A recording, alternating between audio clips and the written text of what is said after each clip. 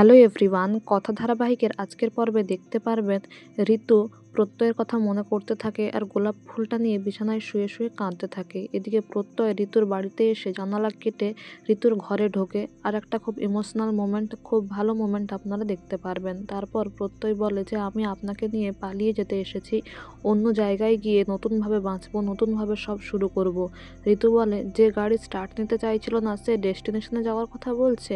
তারপর প্রত্যয় বলে হ্যাঁ আমরা যাব। ঋতু বলে এমনিতেও আমার পালিয়ে বিয়ে করার শখ ছিল। এদিকে ঋতুর বাবা মা চলে এলে ঋতু আর প্রত্যয় ভয়ে খাটের তলায় ঢুকে যায়। এদিকে কথা প্রত্যয়ের ঘরে ডাকতে এলে প্রত্যয়কে একটা চিঠি পায়। সেই চিঠিটাতে লেখা থাকে যে প্রত্যয় পালিয়ে গেছে। তারপর কথা সকলকে ডেকে চিঠিটা পড়ে শোনায় যে প্রত্যয় ঋতুকে নিয়ে পালিয়ে গেছে, তারা নতুনভাবে শুরু করতে চায়। এদিকে প্রত্যয়ের হাঁচি পেলে ঋতু কোনোভাবে সেটা মুখে চাপা দিয়ে আটকে দেয়। আর কায়দা কানুন ঋতুর বাড়িতে পৌঁছে গেলে ঋতুর মা বলে এই হচ্ছে ডাকাতের দল, এরাই আমার মেয়েকে নিয়ে পালিয়েছে।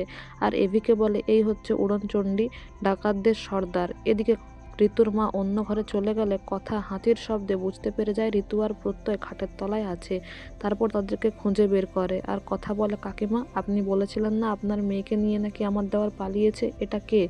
তারপর ঋতুর মা বলে সামনে বিয়ে, কোনো মুভ করতে চায় না এই বিষয়টাকে নিয়ে। এরপর ঋতুকে নিয়ে চলে যেতে গেলে প্রাটি আটকে দেয়, সব সত্যি কথা বলে দেয় যে সে পালিয়ে যেতে চায়। আর ঋতুর মা ঝাঁটা নিয়ে এলে জুনি বলে প্রত্যয় তার কপালটাই খারাপ, তার মা ডালের কাটা, শাশুড়ি এদিকে ঝাঁটা।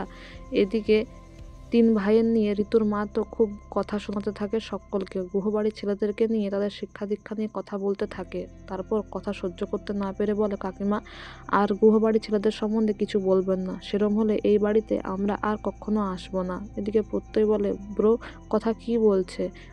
এভি বলে চুপ কর, তোর রোমিও হওয়া বের করছি, বাড়ি চল। তারপর বাড়িতে সকলে প্রত্যয়কে বাড়ি নিয়ে এসে তার ক্লাস নিতে থাকে। সকলে কথা শোনায় যে তুমি একটা পুলিশ, তুমি কিনা শেষে অন্যের মেয়ে নিয়ে পালাচ্ছ, সিনিয়ররা জানতে পারলে ডিপার্টমেন্টে কোনো মান সম্মান থাকবে।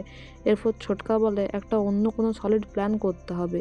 এদিকে বিনায়ক স্যার কথাকে কল করে আর হেডকোয়ার্টারে দেখা করতে বললে কথা বলে ঠিক আছে বিনায়ক স্যার, কাল সকালবেলা দেখা করছি। এভি সবটাই আড়াল থেকে শোনে আর মনে মনে বলে গোবর দেবীকে একটু নজরে রাখতে হবে, ওর ভালোটা তো ও নিজেও বোঝে না। তো বন্ধুরা, এই ছিল আজকের কথা ধারাবাহিকের update. Thank you for watching the video.